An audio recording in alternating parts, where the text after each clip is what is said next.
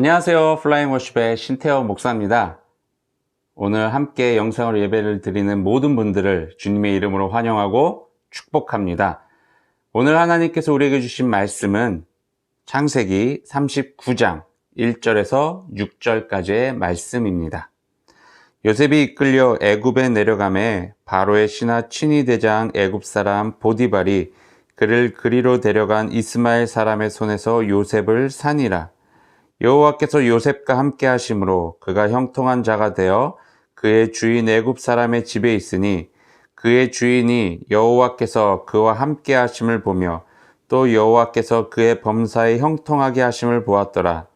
요셉이 그의 주인에게 은혜를 입어 섬김에 그가 요셉을 가종 총무로 삼고 자기의 소유를 다 그의 손에 위탁하니 그가 요셉에게 자기의 집과 그의 모든 소유물을 주관하게 한 때부터 여호와께서 요셉을 위하여 그 애굽 사람의 집에 복을 내리심으로 여호와의 복이 그의 집과 밭에 있는 모든 소유에 미친지라. 주인이 그의 소유를 다 요셉의 손에 위탁하고 자기가 먹는 음식 외에는 간섭하지 아니하였더라. 요셉은 용모가 빼어나고 아름다웠더라. 아멘. 여러분, 우리는 가끔 이런 상상을 합니다. 이런 생각을 하기도 하죠. 어떤 거냐면 내가 하나님을 잘 믿고 있는데 하나님을 잘 믿으면 내 모든 인생이 슬슬 잘 풀릴 것만 같은데 왜 이렇게 계속 매년 문제들이 내 삶에 발생하는 걸까? 또는 하나님을 잘 믿고 있는 나보다 하나님을 알지 못하는 저 사람이 더 풍족하게 사는 것 같고 더 잘 사는 것 같아 보이는 그런 때도 있습니다. 여러분, 우리가 생각하는 그 잘 살고 잘 먹고 잘 지내는 것, 그게 무엇인가요? 제가 예전에 이제 카페를 운영하면서 아르바이트생에게 뭐 이런 질문을 했습니다. 너 나중에 어떻게 살고 싶냐? 라고 이렇게 물어봤더니 이렇게 이야기를 하더라고요. 저는 그냥 생각 없이 돈을 쓸 만큼, 쓸 수 있을 만큼 제가 돈을 풍족하게 갖고 있으면 좋겠어요. 라고 이렇게 말을 하더라고요. 그러면서 뭐 하는 이야기가 매우 저도 공감이 됐던 부분인데, 마트에 가서도 인터넷 쇼핑을 할 때도 그 10원까지 그 단위를 계산하면서 최저가를 구매하는, 어쩔 수 없이 그 최저가를 구매할 수밖에 없는 자신의 그 현실을 좀 이제 벗어나고 싶다라는 거죠. 그냥 그런 계산은 하지 않고 그냥 내가 사고 싶은 거 사고, 그래도 내 수중에는 돈이 떨어지지 않고 계속 있는 거죠. 그러니까 이런 삶을 살고 싶다고 이야기를 하더라고요. 여러분, 우리는요, 인생에서 작은 것 하나에도요, 우리는 쩔쩔매며 살아가는 것, 이게 바로 어떻게 보면 우리 인생 아니겠습니까? 우리는 우리의 인생의 그 어떠한 작은 부분까지도요, 우리는 컨트롤할 수가 없어요. 이것은 어떤 것을 의미하냐면 우리 눈앞에 주어진 그 인생, 이 삶이라는 것, 이것은요 주어졌다라는 거예요. 그리고 이 주어진 인생 가운데 우리는 그 인생에 적응하려고 노력하면서 살아가고 있다라는 것이죠. 우리가 아무리 능력이 뛰어나다고 해서요 1초라도 과거로 시간을 돌릴 수는 없습니다. 삶이란 이미 나에게 주어진 것이고 그 주어진 삶 속에서 어떻게 살아가는지가 잘 사는지에 대한 부분을 결정하게 된다는 거죠. 오늘 본문 말씀을 보면요, 요셉 이야기가 나옵니다. 요셉은 17살 때 애굽으로 형들에 의해서 팔려가게 됩니다. 요셉은 아버지로부터 사랑을 듬뿍 받고 자랐던 아들이었어요. 그러다 보니 다른 형제들에 의해서 질투와 시기의 대상이었죠. 그러다 보니 그 형제들은 호시탐탐 이 요셉을 괴롭힐 생각을 하고 있었죠. 그러다가 심지어 결국에는 이 요셉을 죽이려고 하기까지 했고, 물론 첫째 형인 르우벤의 도움으로 요셉의 목숨은 이제 부지할 수 있었지만 결국엔 형들에 의해서 애굽으로 종으로 팔려가게 됩니다. 이 장면만 봐도요, 너무나도 가슴 아픈 일입니다. 너무나도 억울한 일이고, 어떻게 보면 너무나도 분노가 일어나는 그런 장면이 바로 이 애굽으로 팔려간 요셉의 모습입니다. 우리가 그냥 단순히 성경 속에 있는 한 인물의 이야기이기 때문에 공감을 잘 할 수는 없겠지만, 한번 요셉의 입장이라고 내가 한번 생각을 해보세요. 17살 때 요셉은 다른 나라로 팔려간 거예요. 그것도 자신과 함께 생활했던 형제들의 손에 의해서. 그리고 아버지와 어떠한 인사도 나누지 못한 채 그냥 팔려가 버린 거예요. 얼마나 두려웠겠어요. 얼마나 무서웠겠어요. 그리고 형들에 대한 어떤 분노심들이 가득 차 있지 않았을까요?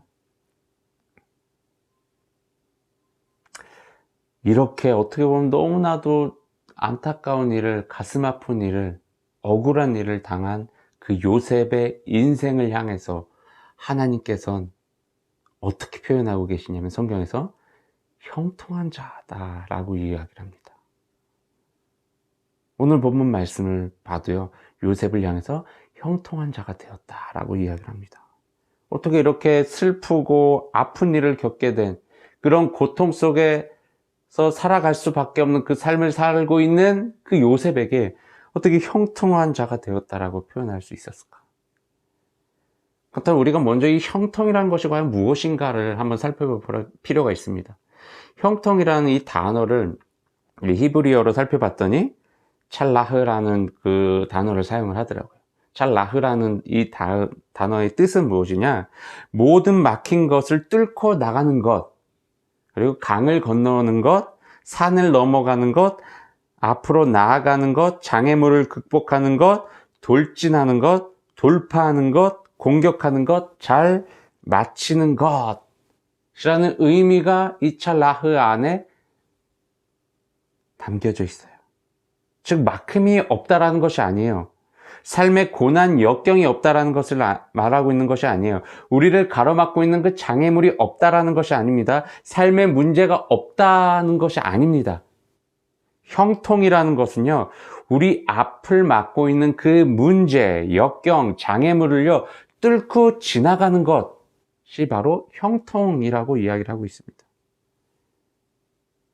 형통은 쉽게 말해서 일이 잘 풀리고 잘 되는 것을 이야기를 하는 것입니다.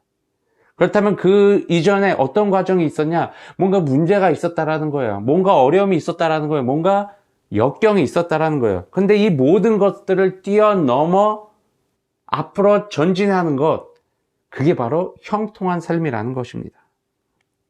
그렇기 때문에 하나님께서는 요셉을 향해서 형통한 자가 되었다라고 이야기를 합니다.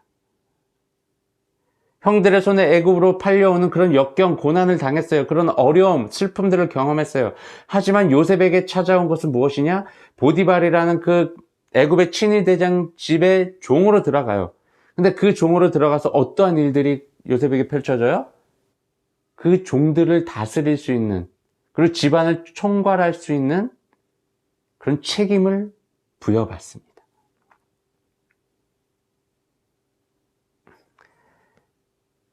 여러분, 이게 바로 형통한 자의 삶이라는 것입니다. 내 삶의 문제, 역경, 어려움, 고난 등 다양한 인생의 걸림돌들이 우리 안에 분명히 존재합니다. 그것은요, 형통한 삶을 향해 걸어가고 있는 내 삶의 하나의 과정이라고 생각하시길 바랍니다. 그리고 여기에서 우리가 중요한 것은 무엇이냐? 오늘 본문 말씀 2절에서 보면요, 여호와께서 요셉과 함께 하심으로 라는 표현이 있습니다. 즉 하나님께서 나와 함께 하심을 믿는 그 믿음이 우리 안에 있어야 된다는 거예요. 그 믿음이 있어야지만 이 형통한 삶이 가능하다는 것입니다. 여러분, 신기한 것은요, 요셉은요, 그가 이제 살아가면서 고난과 역경을 겪으면서 하나님께서 직접 그의 삶에 찾아오셔서 그의 삶 속에서 말씀해 주신 것은 없었어요. 어떤 환상을 보여주시는 것도 없었어요. 기존의 아브라함이나 이삭과 야곱처럼요. 자신의 부모와 조부모님들로부터 요셉은 많은 이야기들을 들었을 것입니다. 아, 내가 하나님을 만났는데 하나님이 나에게 이런 음성을 들려주셨고 이런 언약을 해주셨어. 그렇지만 요셉은 그런 게 없었어요. 그냥 부모님이 들려주시는 그 하나님에 대한 이야기, 정보들을 듣기만 했죠.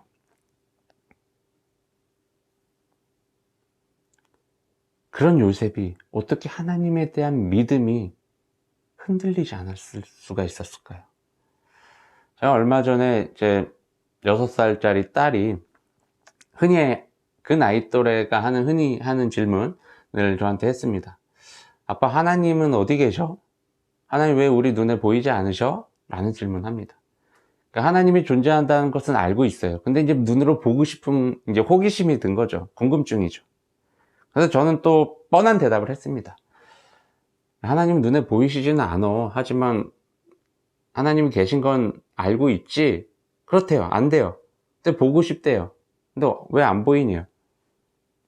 그래서 저는 이렇게 대답을 한 거예요. 야, 우리가 숨쉬고 있는 이 공기, 그리고 이렇게 바람들 있잖아. 그거 하나님도 똑같아. 눈에 보이진 않지만 우리가 느낄 수 있고, 우리가 우리 곁에 있다라는 것을 우리가 알 수가 있다라고 이야기를 해줬어요. 모르겠어요.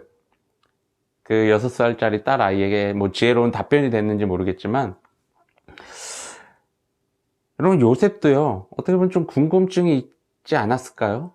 분명히 하나님에 대한 이야기들을 부모님으로부터 들어왔는데, 그런 하나님 나도 좀 보고 싶고, 나도 경험하고 싶은데, 내 인생이 점점점 나락으로 떨어지고 가고 있는 거예요. 형들에게 미움을 받았죠. 죽임을 당할 뻔했죠. 애굽으로 팔려갔죠. 종살이를 했죠. 심지어 나중에 이제 감옥에 갇혔어요. 억울한 누명을 씌고. 이런 어떤 비참한 인생의 연속이었는데 궁금하지 않았을까요? 하나님이 정말 살아계시면 나를 이곳에서부터 좀 구해내 주셔야 되는 거 아닙니까? 라고 하나님을 원망할 수도 있었던 거고, 아니 눈에 보이지도 않는 하나님이 기에 그냥 내 삶에서 그냥 절망 속에 빠져서 허우적거릴 수 있었을 거예요. 하지만 요셉은요, 신기하게도 보이지 않는 그 하나님에 대한 존재를 확실히 믿고 있었어요. 그래서 이런 고백을 합니다. 보디발의 아내가 유혹을 해요. 이제 요셉이 너무 이제 잘생겼다고 성경은 표현하고 있죠. 꽃미남이었던 것 같아요. 유혹을 하지만 그 유혹을 뿌리치면서 이런 고백을 하는 거죠. 하나님의 시선이 느껴지기에 그 앞에서 죄를 저지를 수 없다라는 거예요. 요셉은 알고 있었어요. 하나님이 눈에 보이진 않지만 내 삶을 지켜보고 계시다는 것을, 내 삶을 인도하고 계시다라는 것을, 그 믿음을 놓지 않았어요. 그래서 유혹을 이겨낼 수 있었고요. 모든 고난과 역경 속에서도요, 그 가운데 하나님 앞에 머무르며 그 시간들을 형통한 자답게 보낼 수 있었던 것입니다. 여러분, 우리도 하나님을 눈으로 볼 수는 없습니다. 하지만 주님이 계신 것은 믿고 살아갑니다. 그런데 그 믿음, 하나님이 계시다는 그 믿음이 들쑥날쑥 거릴 때가 있다는 거예요. 그러다 보니 우리의 삶에 문제가 찾아오게 되는 거죠. 그리고 어느 순간엔 그 문제가 더 내 삶에 크게 다가오면서 이 문제로 인해 내 삶이 엉망진창 돼버리기도 한다는 것입니다. 여러분, 다시 한번 말씀드리지만 삶이라는 것은요, 인생이라는 것은요, 우리에게 주어지는 것입니다. 그렇다면 이 주어지는 인생 가운데 우리가 이 주어진 인생의 어떠한 마음과 태도로 이 인생을 살아내느냐가 중요하다는 거예요. 여러분, 하나님을 믿는 하나님의 자녀들은요, 나에게 이 주어진 삶 속에서 하나님을 신뢰해야 됩니다. 눈에 보이는 것을 향한 신뢰가 아니라 눈에 보이지 않는 그 하나님을 신뢰해야 된다는 거예요. 그 하나님은 분명히 나를 사랑하시고 나를 보살피시고 나를 인도하시고 나에게 형통한 삶을 허락해 주시는 분이심을 여러분 믿으시길 바랍니다. 결국 요셉도요, 17살에 팔려가서 약 13년간의 어떤 고난과 역경을 겪으며 그 가운데 또 형통한 삶을 하나님께서 허락해 주시며 결국 30살이 돼서 애굽의 총리가 됩니다. 누가 상상했겠습니까? 요셉조차도 자신이 총리가 될 거라는 것에 대해서 상상조차, 생각조차, 꿈도 꾸지 않았을 것입니다. 근데 하나님께서 그렇게 만들어 주셨어요. 물론 요셉이 총리가 된 삶 자체가 형통한 삶의 결과라고 이야기를 하는 것이 아닙니다. 결국엔 요셉이 총리가 된 이유가 있었어요. 그것은 무엇이냐? 아버지와 그 형제들을 다시 만날 수 있는 기회를 하나님께서 만들어 주셨고, 자신의 민족들의 처한 그 기근과 어려움들을 해결할 수 있는 그런 위치에 하나님께서 올려놓으셨다라는 거예요. 즉 여러분, 하나님이 함께 하심을 늘 믿고 살아가는 자들에게 형통이란 삶이 주어질 텐데, 그 형통이란 삶은요, 어떤 삶이냐? 하나님의 계획을 실천하는 삶입니다. 하나님의 일을 해나가는 삶입니다. 하나님으로부터 쓰임 받는 삶이 바로 형통한 삶이라는 것입니다. 성경에 등장하는 믿음의 선조들도요, 다 이런 형통한 삶을 경험했습니다. 저와 여러분도 이런 형통한 삶을 경험하시길 소망합니다. 형통은 문제가 없는 삶이 아닙니다. 고난이 없는 삶이 아닙니다. 어려움이 없는 삶이 아닙니다. 걱정이 없는 삶이 아니에요. 내 앞에 놓인 문제, 고난, 어려움, 걱정들을 뛰어넘는 것입니다. 이것들을 뛰어넘어 하나님으로부터 쓰임받는, 하나님의 계획을 이루어 나가는 도구로서 사용되어지는 삶을 살아가는 것, 그게 바로 형통한 삶이라는 것입니다. 우리도 각자의 삶 속에서 지금 여러 가지 문제들이 있을 것입니다. 어려움들이 있을 것입니다. 고민들이 있을 것입니다. 이 모든 것들은요, 형통한 삶을 이루어내기 위한 하나의 과정임을 여러분들 기억하시길 바랍니다. 여러분, 요셉은요, 시련과 역경과 고난을 당할 때 하나님을 원망하지 않았어요. 하나님을 부정하지 않았어요. 자신의 삶 자체를요, 비관하지 않았어요. 자신이 처해진 그 삶 속에서, 주어진 그 환경 속에서 하나님을 찾고 하나님을 향한 그 신뢰가 굳건하게 세워져 있었어요. 그랬더니요, 요셉을 통해서 하나님께서 요셉을 지켜 세우시고 요셉을 통해서 하나님의 계획들을 이루어 가심을 우리가 성경을 통해서 볼 수 있을 것입니다. 하나님은요, 우리 곁에서 우리를 지켜보시고 우리가 가는 길 가운데 우리와 동행하시고 우리의 삶에 찾아오는 어려움들을 해결해 주시며 우리를 형통한 삶으로 인도해 주시는 살아계신 우리의 아버지이십니다. 오늘 본문에서도 보면요, 하나님께서 요셉과 함께 하심을 애굽 친위대장인 보디발까지 알아차립니다. 여러분, 누군가로부터 이런 이야기를 들어본 적 있습니까? 당신을 보니 하나님께서 살아계심을 느낄 수가 있어요. 당신을 보니 정말 하나님께서 당신을 사랑하시는 것 같아요. 라는 고백을 들은 적이 있다면요, 여러분들은 정말 그리스도인으로서 최고의 칭찬을 받은 것과 똑같다고 생각하시면 될 것 같습니다. 여러분, 우리의 삶에서 하나님이 드러났다라는 것, 누군가가 나의 모습을 보고 하나님을 바라보게 됐다라는 것은요, 너무나도 귀한 삶입니다. 바로 요셉이 이러한 삶을 살았습니다. 결국 요셉은 형통한 삶을 이어가는데요, 요셉이 속한 이 보디발의 지방까지도 하나님의 은혜 가운데 들어가게 됩니다.